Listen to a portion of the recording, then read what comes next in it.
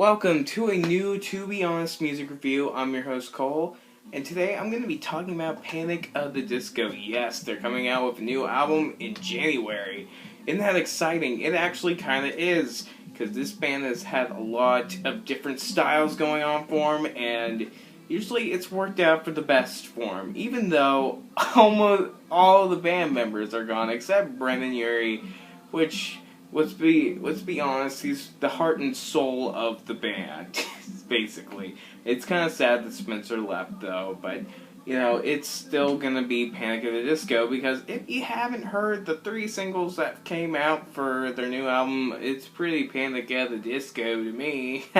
Anyways, so what I'm kind of doing here is I'm gonna be starting to review all their albums, which isn't that many. But, I thought it would be kind of fun to kind of hype the album up. Hopefully it's good. And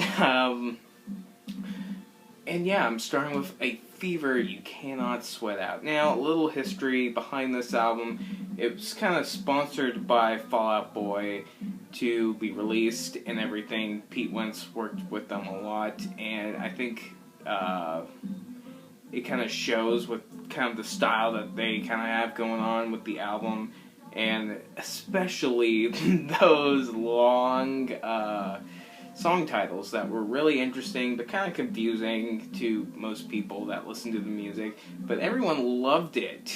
Like, that I know that listen to them or Fall Out Boy or whatever, they usually loved the song titles because they were so weird and original. And that's one of the characteristics I love about Fall Out Boy and Panic! At the Disco. At least back then they used to do it. Anyways, so moving on. This album contains so many different genres in it. It kind of just mashes them up into a great recipe. What? That never happens anymore, by the way. This has disco in it, electronica. It has, of course, Broadway style, and punk, and probably a bunch of others that I don't notice. And this album just rocks. I mean, it is great. It is probably one of the best punk albums of the 2000s, to be honest. At least one of the more mainstream ones. I mean, it's not really that mainstream, is it? Just because they had one song that got really famous, I Write Sins Not Tragedies, had some really good lyrics. By the way, all the songs on here have some really good lyrics, even the ones that talk heavily on sex and dancing, and it's just really well described, and I dug into it. I still dig into it. Brendon Urie's voice is very interesting. I don't like it when people are like, oh, he sounds like the guy from Fall Out Boy. Oh, this is No, it's not Fall Out Boy. It just simply is not Fall Out Boy. And people who think it is, really? I mean, come on. They definitely have a different style, and it's just kind of annoying. But anyways, this album is great. It's not my all-time favorite Panic! At the Disco album, but I can't say it's not a great album in its own sense, and an accomplishment for the band, because it is just damn good.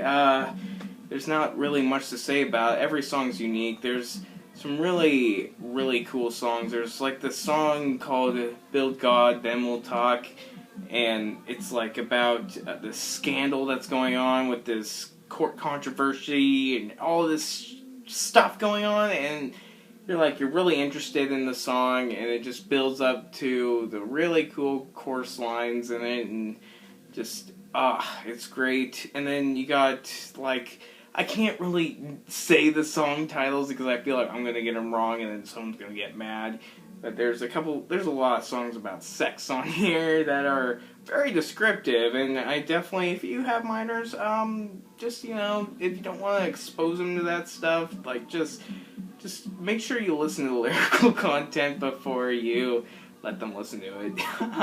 But other than that, this album is great. I definitely recommend it. If I was to give this a score, I'd probably still give it a 5 out of 5, because it's rare to come across an album like this, really, and it's so weird, and it works so well. Even the interludes and the intermissions and stuff, they are actually pretty interesting in their own right, and they kind of lead into the next song in a really cool way, I think.